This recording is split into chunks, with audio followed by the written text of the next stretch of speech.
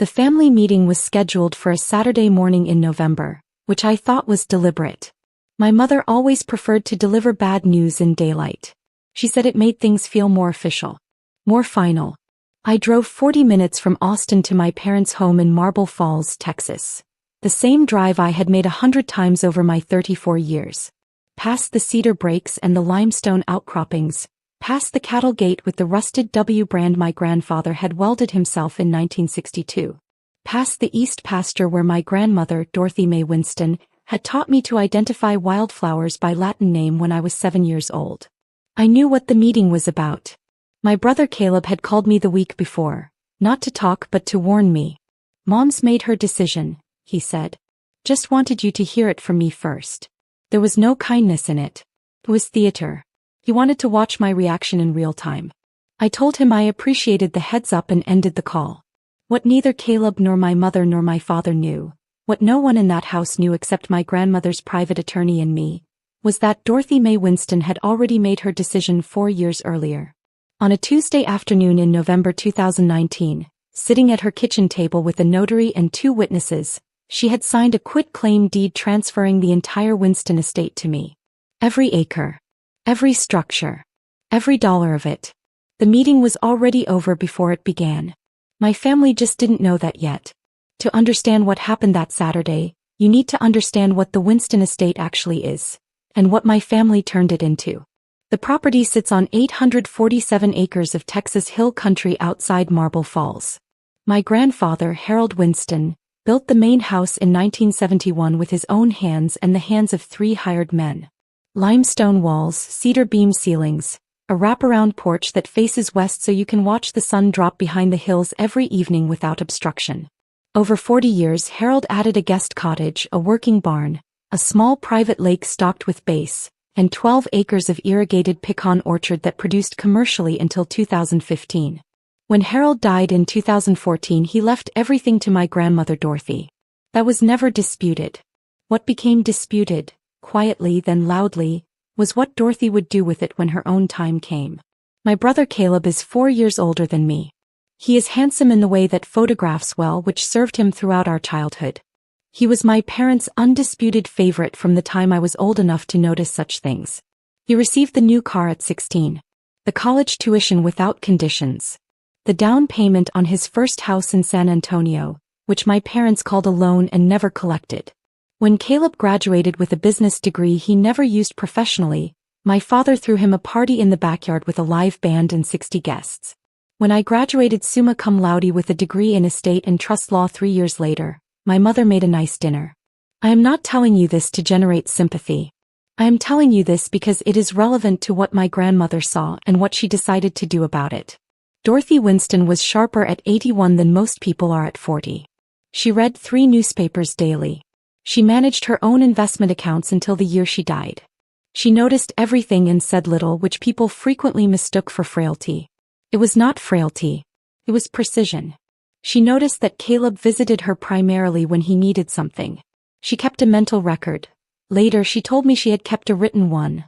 Of the calls requesting money, the borrowed equipment never returned, the excuses for missing her birthday 2 years running. She noticed that when he did visit he spent most of his time walking the property with his hands in his pockets, looking at things the way a man looks at things he is calculating the value of. She noticed that I came on the second Sunday of every month and stayed the full day. That I weeded the pecan orchard with her in the spring. That I drove her to her cardiologist appointments in Burnett and sat in the waiting room with a book. That when she wanted to talk about Harold I listened without checking my phone. She never made a show of noticing any of this. She simply drew her conclusions and acted on them the way she did everything. In the spring of 2019, Dorothy called me on a Wednesday evening and asked if I would come by the following Saturday. She said she wanted to discuss something. I came. She made coffee and set out the pecan cookies she kept in a tin on the second shelf of her pantry, and then she slid a manila folder across the kitchen table and asked me to read it. It was a draft quit-claim deed. Her name in the grantor line. My name in the grantee line. The legal description of all 847 acres and every structure on the property. I looked up at her. I said, "Grandma, are you sure about this?" She looked at me with an expression I can only describe as settled. like a woman who had already done the math and was finished doing it. She said, "I've been sure since your brother asked me what the land appraised for at Christmas. He thought I didn't hear him. I heard him." We sat with that for a moment. Then she said, "You have always come here because you wanted to be here. Not because of this." She gestured at the window at the property beyond it. "That matters to me. That is worth something." I asked her if she wanted to speak with my attorney. She said she already had her own, thank you. She said she had engaged a private estate attorney in Austin, not the family attorney my parents used, whom she did not trust with anything she wanted kept quiet, and that the paperwork was already prepared. She had waited to show it to me because she wanted to see my face when I read it. She wanted to make sure I wasn't like Caleb, that I wouldn't start calculating. I wasn't calculating. I was trying not to cry in my grandmother's kitchen. She signed the quitclaim deed in November 2019 before a licensed Texas notary and 2 witnesses. The deed was filed with Burnett County within the week. From that day forward, the Winston Estate belonged to me under Texas property law. Dorothy retained the right to live there for the remainder of her natural life, a life estate clause she had specifically requested, but ownership had transferred completely and irrevocably. She made me promise 2 things. First, that I would not tell my parents until after she was gone. She did not want her final years spent defending a decision she had already made. Second, that I would take care of the pecan orchard. She said Harold would not forgive either of us if those trees were neglected. I kept both promises. Dorothy died in August of the following year peacefully in the main house bedroom where she had slept for 49 years. I was there. My parents were not. Caleb was at a golf tournament in Scottsdale. The family called it a tragedy. What they meant was that the clock had started. In the 14 months between Dorothy's death and the Saturday family meeting, I did 3 things simultaneously. The first was grief. I want to be clear about that because the rest of this story moves quickly and efficiently and might give the impression that I was operating purely in strategy mode. I was not. Dorothy Winston was the person in my family who had seen me most clearly, and losing her was a loss I carried every day. I planted 2 new pecan trees on the east edge of the orchard the month after she died. One for her and one for Harold. That was not strategy. That was love. The second thing I did was retain legal counsel. I had my own estate law background, but I engaged Margaret Okonkwo, a senior trust and property attorney at a firm in Austin with 30 years of Texas real estate experience, to review every document, verify the county filing and prepare for whatever challenge my family might mount when the deed became known. Margaret reviewed the quitclaim filing, confirmed it was airtight under Texas law, and prepared a comprehensive legal brief covering every likely challenge including undue influence, diminished capacity and procedural defect. She found no grounds for any of them. Dorothy had been assessed by her physician as fully cognitively competent 6 weeks before signing. The notarization was clean. The county filing was time-stamped and irrefutable. The third thing I did was manage the property. Quietly and completely. From the month after Dorothy's death, I contracted a property management firm in Marble Falls to maintain the grounds, service the structures and manage the pecan orchard through its annual harvest cycle. The 2020 harvest produced 4,200 pounds of commercial-grade pecans. The 2021 harvest produced 4,800 pounds. I deposited the proceeds into a dedicated property account in my name and kept detailed records of every dollar in and every dollar out. My parents believed the estate was sitting dormant, waiting for the family to sort out the inheritance. They had engaged the family attorney, a man named Gerald Pruitt who had handled my father's business affairs for 20 years, to begin the probate process. Gerald Pruitt had no idea the property had already transferred 4 years earlier. He was working from Dorothy's public will, which left the estate to the family trust for distribution. What no one had told Gerald Pruitt, because no one knew to tell him, was that a quitclaim deed recorded before a person's death supersedes any will provision regarding that specific property. The property was never part of Dorothy's estate to distribute. It had been mine since November 2019. I let the process move forward. I watched Gerald Pruitt file paperwork for a property that was not his client's to file for. I watched my mother call family meetings and distribute printed agendas. I watched Caleb begin telling people at his golf club that he was coming into a significant inheritance in the Texas Hill Country. Margaret Okonkwo told me I could have intervened at any point. She said I could have sent a single letter to Gerald Pruitt and stopped the whole proceeding in 48 hours. I told her I wanted to wait for the family meeting. She asked me why. I told her the truth. Because Dorothy had spent 30 years being dismissed by these people, and I wanted them to hear it in a room together at a table, the way they had gathered to divide what they thought was hers. Margaret said that was understandable. Then she said to make sure she was in the room when it happened. She was. The invitation to the family meeting came from my mother by text message, which told me everything about how seriously she was taking my presence there. A text. Not a call. Not a written letter the way Dorothy would have sent. A text that read, "Family meeting Saturday 10 a.m. Estate matters. Please be on time." I replied, "I'll be there." Caleb called me 2 days later, and I could hear in his voice that he had already spent the inheritance. Not literally but mentally. He had already furnished the rooms in his mind. Already told his wife Brittany about the west pasture and the private lake.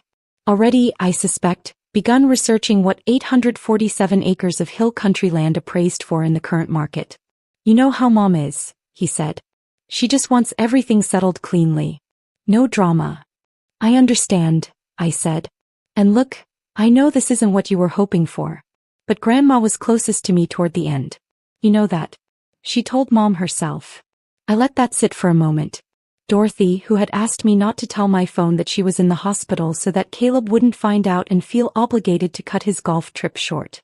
Dorothy, who had described Caleb to me once without malice as a man who confuses being loved with being owed. I thought about all of that. Then I said, "I'll see you Saturday, Caleb." He said, "Good. Let's keep it civil." I agreed that we would. The morning of the meeting I dressed in a charcoal blazer and drove to Marble Falls with 2 things in my bag.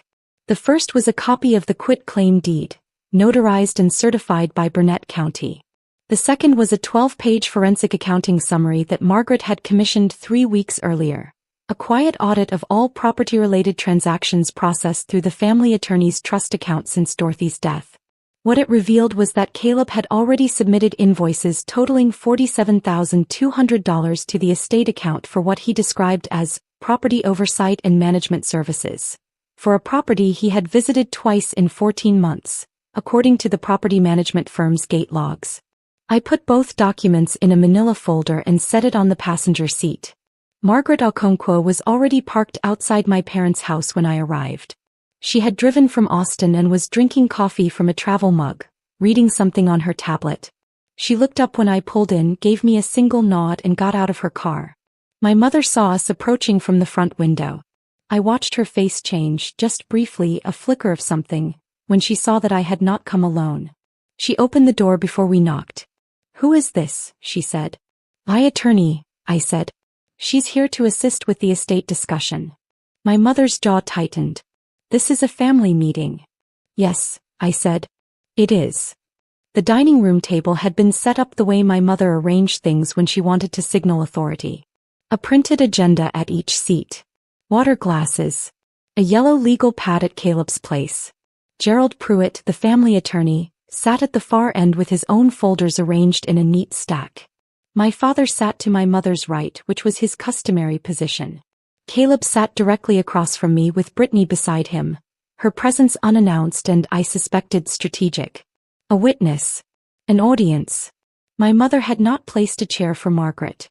Margaret pulled one from against the wall and sat beside me without comment.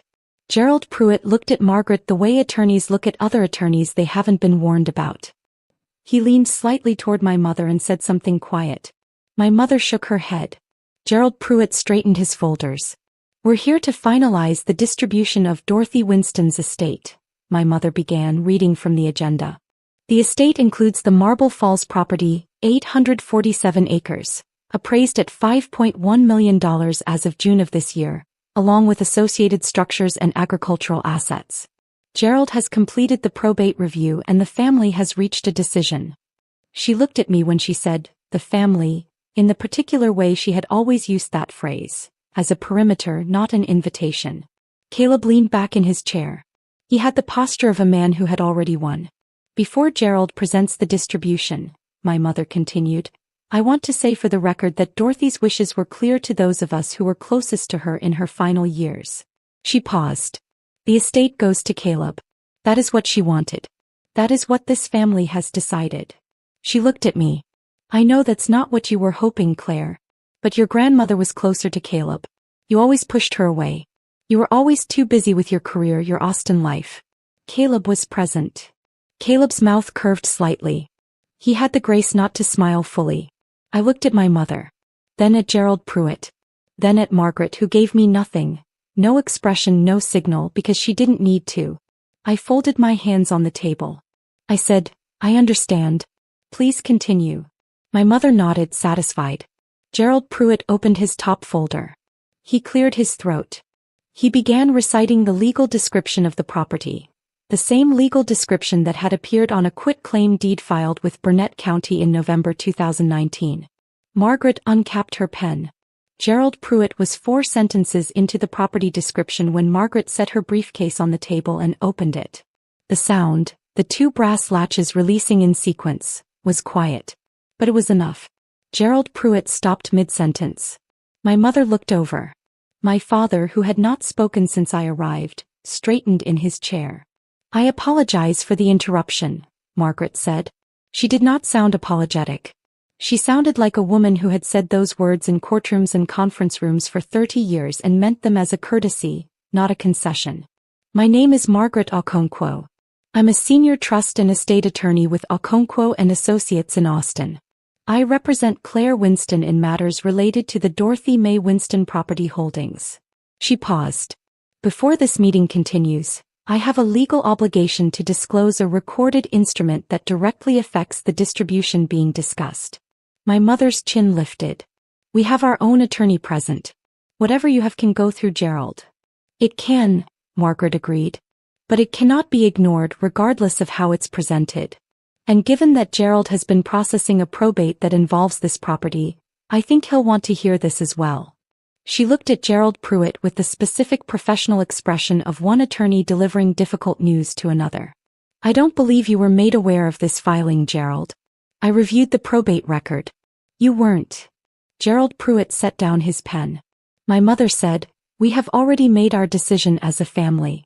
Dorothy wanted Caleb to have the estate. That was her wish. Dorothy's wish, Margaret said, is documented. She placed a certified copy of the quitclaim deed on the table. Face up, clearly legible, the Burnett County filing stamp visible at the top right corner. This is a quitclaim deed executed by Dorothy Mae Winston on November 14, 2019, before a licensed Texas notary and 2 witnesses. It transfers full ownership of the Marble Falls property, all 847 acres and every structure thereon, to Claire Winston. She slid it toward the center of the table. It was recorded with Burnett County on November 19, 2019. It is a matter of public record. It has been a matter of public record for 4 years. The room was silent. Caleb was the first to react. He laughed. A short, disbelieving sound. That's not real, he said. Grandma would never have done that without telling the family. She was not legally required to tell the family, Margaret said. A quitclaim deed requires only the grantor, the grantee, a notary, and the county recorder's office. Dorothy fulfilled all 4 requirements. She had dementia, my mother said. Her voice had changed. The authority had drained out of it and something sharper had replaced it. In her final years she was not fully. Dorothy Winston was evaluated by her physician, Dr. Anita Chambers at Burnett County Medical, on September 30, 2019. Margaret said, placing a second document on the table. 6 weeks before signing. The evaluation documents full cognitive competency. Dr. Chambers's notes specifically indicate, and I am quoting directly, patient demonstrates clear recall, sound judgment, and consistent orientation. No cognitive impairment detected. She let that sit. I have the full evaluation here if Gerald would like to review it. Gerald Pruitt reached for it. My mother put her hand on his arm. He stopped. This is a manipulation, my mother said. She was looking at me now. Not at Margaret. At me. You manipulated a lonely old woman into signing over her property. You were always calculating. You were always. Mom, I said quietly. Don't. Her voice cracked. Don't you sit there, and she was my mother. She was my mother and you took advantage. Dorothy came to me, I said. She showed me the draft deed. I asked her if she was sure. She said yes. I did not ask her to do this. I did not suggest it. I did not manipulate anything. I paused. She told me she had been thinking about it since the Christmas Caleb asked her what the property appraised for. Caleb's face changed. It was the first time I had seen Caleb's face change like that. Not the polished displeasure of a man who doesn't get what he wants, but something underneath it. Something that knew I was telling the truth. That's not, he started. She heard you, I said. She didn't say anything. But she heard you. The silence that followed was different from the first one. The first silence had been shock. This one was reckoning. My father spoke for the first time. His voice was low. Claire, did you know about this the whole time? Since 2019, I said. He closed his eyes briefly. Then opened them. And the property has been yours since then. Since November 19, 2019. Yes. He looked at the deed. He looked at it for a long time without speaking. My mother had not stopped looking at me. You let us go through all of this. The probate. The meetings. All of it. You let us. Dorothy asked me not to say anything until after the family had gathered, I said. She wanted it disclosed properly in a room with legal representation present. Those were her specific instructions to Margaret. My mother turned to Margaret. That's not true. I have Dorothy's written instructions to my office dated July 2020, 1 month before her death, Margaret said, and placed the third document on the table. She anticipated this gathering. She asked that I be present for it. Caleb pushed back from the table. He stood up. His chair scraped against the hardwood. This is insane. You can't, Gerald, tell me she can't just. Gerald Pruitt was reading the quitclaim deed. He read it once. Then he turned to page 2 and read that. Then he set it down and folded his hands in the particular way attorneys fold their hands when they are about to deliver information that no one in the room wants to hear. The deed is valid, he said. Under Texas property law, a properly executed and recorded quitclaim deed transfers ownership at the time of recording. The property transferred to Claire in November 2019. It was not part of Dorothy's estate at the time of her death. It cannot be distributed through probate because it was not Dorothy's to distribute. He paused. I was not made aware of this filing when I was engaged to handle the estate. Had I been, I would have advised the family accordingly. My mother said, Gerald. There's nothing to be done with the property distribution, Linda, he said quietly. That matter is settled. Brittany, who had not spoken once during the entire meeting, gathered her purse from the back of her chair and stood up. Margaret produced one final document and placed it in the center of the table. There is one additional matter, she said. This is a forensic accounting summary of transactions processed through the estate account between September 2020 and October 2021. The summary identifies $47,200 in invoices submitted by Caleb Winston for, quote, property oversight and management services. She looked at Caleb. The property management firm Claire retained in September 2020 maintains gate access logs. During the period covered by those invoices, those logs show 2 visits by Caleb Winston, totaling approximately 4 hours of on-site time. The room went very still. That's a billing discrepancy of $47,200, Margaret said, against an estate account, which is a matter for the probate court. She capped her pen. Gerald will know what to report and when. Caleb's mouth opened. Nothing came out. Brittany walked out of the dining room. We heard the front door open and close. The meeting formally concluded 14 minutes after Margaret placed the forensic accounting summary on the table. Gerald Pruitt gathered his folders with the deliberate efficiency of a man managing his own liability. He shook my hand on the way out and said in a voice too low for my parents to hear, I wish someone had told me. I told him I understood. He left without speaking to Caleb. Caleb did not leave immediately. He sat at the table after everyone else had stood, looking at the quitclaim deed as though prolonged examination might change its contents. My mother stood at the window with her back to the room. My father had moved to the kitchen doorway and stood there with his arms crossed, not in the combative way he sometimes crossed them, but in the way of a man who needed something solid to hold himself against. Caleb finally spoke. He said, Mom could contest this. On what grounds? I said. He didn't answer. Because there were no grounds. He knew there were no grounds. The cognitive evaluation was dated. The notarization was clean. Dorothy's written instructions to Margaret's office predated her death by a month and were specific in their directives. There was no angle from which the deed was vulnerable, and Caleb understood law well enough to know it, despite never having used his business degree professionally. He stood. He straightened his jacket. He looked at me with an expression I had never seen on his face in 34 years of being his sister. Something that was not quite shame but was adjacent to it. Something that knew. "She really told you about Christmas," he said. "She told me," I said. He nodded once. Then he walked out. My mother remained at the window for a long moment after he left. When she turned around, she did not look like the woman who had sat at the head of that table 40 minutes earlier with her printed agenda and her water glasses and her certainty. She looked smaller. Not weak. My mother was not a weak woman, but diminished in the specific way people are diminished when they discover the story they have been telling themselves does not match the record. She said, "Did she leave you a letter? Dorothy, did she say anything?" "She left me a letter, yes." "What did it say?" I thought about the letter.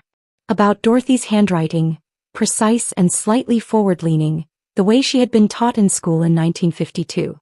About the last paragraph which I had read so many times I no longer needed the paper. "She said she trusted me to take care of what she built," I said.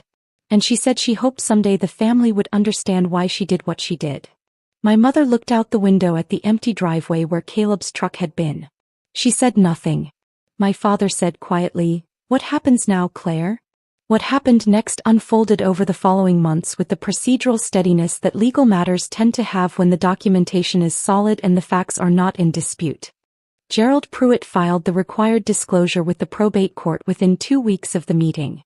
The forensic accounting summary was submitted as a supporting exhibit. The court opened an inquiry into the $47,200 in invoices. Caleb retained his own attorney and initially maintained that the charges were legitimate consulting fees. When Margaret's office produced the gate access logs alongside 3 years of property management invoices showing every legitimate maintenance expense had been handled by the contracted firm, Caleb's attorney advised him to cooperate. He repaid the estate account in full in February, plus court-assessed interest. No criminal charges were filed, in part because I asked Margaret not to pursue them. That was my decision, and I made it deliberately. Not for Caleb's sake. For my grandmother's. She had not wanted this to become a spectacle. She had wanted it resolved. The Winston Estate was formally confirmed as my property in county records in December. I had already been managing it for over a year at that point, so operationally nothing changed. I renewed the property management contract, scheduled the east pasture fencing for repair, and commissioned a structural review of the guest cottage, which had developed a foundation issue Dorothy had been meaning to address. The pecan orchard produced its best harvest in 6 years that fall. 5,100 pounds. I donated half of it to a food bank in Burnett County that Dorothy had supported for 20 years. The other half I sold commercially. I deposited the proceeds into the property account and sent my grandmother's preferred church a check with a note that said it was from her. My father called me in January. Not about the estate. That subject had been addressed and was finished. He called to ask if he could come out to the property in the spring, to walk the east pasture the way he and Harold used to. I told him yes. He came in April with his boots and his old field hat, and we walked the whole fence line without talking much, which was the best conversation my father and I had ever had. My mother has not called. I do not expect her to soon. I understand her position, even if I do not accept her version of events. She loved Dorothy and believed she knew what Dorothy wanted, and she was wrong, and that is a difficult thing to hold. I am willing to wait. What I am not willing to do is pretend that the decision my grandmother made was anything other than what it was. A clear-eyed act by a clear-minded woman who spent 81 years building something and wanted to know before she left that it would be held by someone who understood its value. Not the appraised value. Not the $5.1 million. The other kind. The kind Harold had welded into the gate in 1962. The kind that doesn't transfer with a deed. The kind you either understand or you don't. Dorothy knew which one of us understood it. He was right.